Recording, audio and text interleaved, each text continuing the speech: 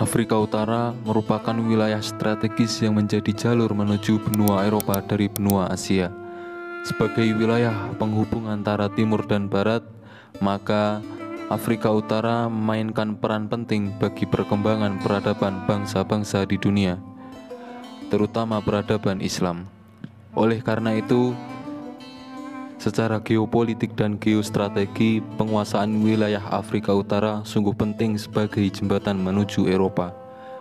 Menurut Akmal Hawi, dakwah dan penyebaran Islam di Afrika Utara ini telah dimulai sejak Khalifah Umar bin Khattab pada tahun 634 sampai 644 Masehi, yang mengutus Amr bin As untuk menguasai Mesir.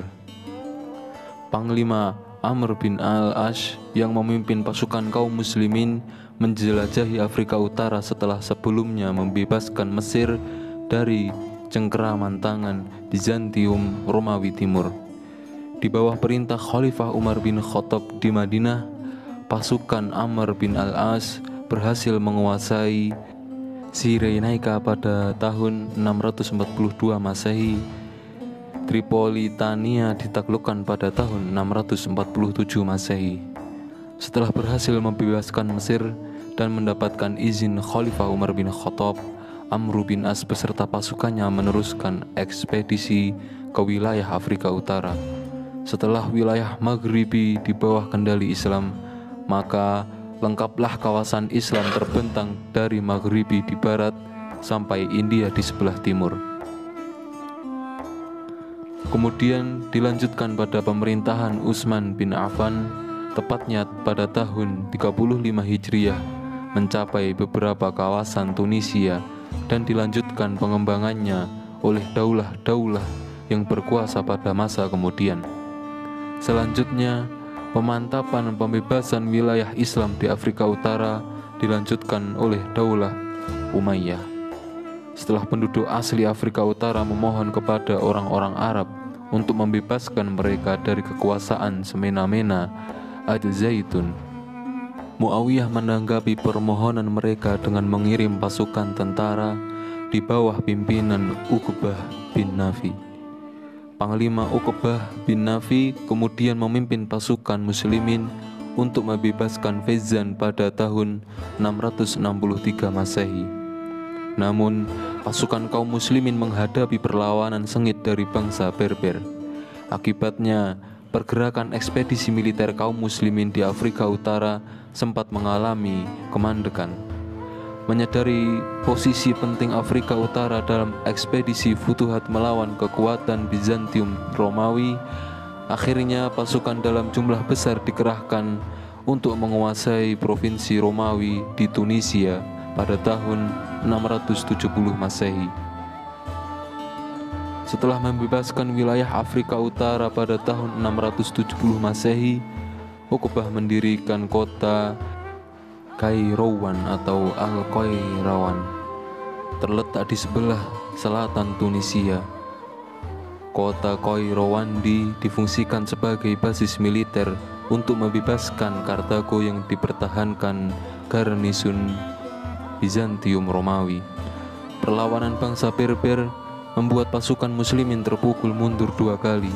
Namun, dengan memanfaatkan pasukan Berber yang telah masuk Islam untuk ikut berperang, pasukan kaum muslimin dengan kekuatan lebih besar akhirnya berhasil membebaskan Kartago pada tahun 693 Masehi dan kemudian bergerak ke Maroko pada 710 Masehi. Selanjutnya pada masa Umayyah, perluasan wilayah di Afrika Utara dilanjutkan terus oleh Khalifah Al-Wahid pada tahun 705 sampai dengan 715 Masehi.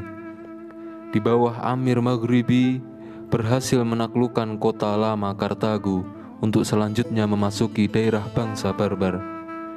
Kartago merupakan kota indah di zaman Romawi dengan bangunan indah di perbukitan pantai Libya menghadap ke Laut Tengah.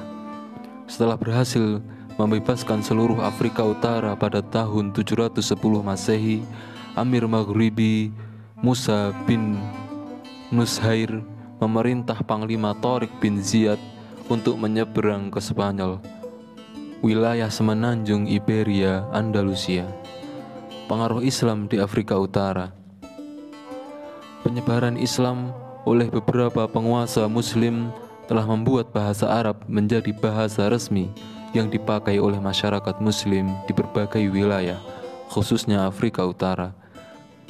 Bahasa Arab telah menjadi bahasa komunikasi antar suku dan bangsa serta bahasa ilmu pengetahuan. Seperti dikemukakan oleh Abu Su'ud dalam bukunya Islamologi, bahwa aspek awal perkembangan Islam, bahasa Arab telah digunakan untuk penulisan karya keagamaan. Setelah Nabi wafat, bahasa Arab telah mampu menjadi bahasa masyarakat Persia, Palestina, Mesir, Tunisia, Aljazair, dan Maroko. Sejak itu, jenis jihad dalam Islam tidak lagi menggunakan pedang, tetapi juga menggunakan bahasa atau sastra dalam bahasa Arab. Pengaruh itu bukan saja pada aspek bahasa, tetapi pada peradaban pada umumnya. Data sejarah di Afrika Utara dengan beberapa aspek kemajuannya, baik bidang administrasi pemerintahan, ilmu pengetahuan, arsitektur, bangunan-bangunan bersejarah, pola hubungan penguasa dengan masyarakat, menjadi bukti sejarah bahwa Islam rahmatan lil alamin. Hanya pemerintahan yang maju, stabil, sejahtera, dan makmur saja yang mampu mendirikan bangunan-bangunan dengan arsitektur tinggi.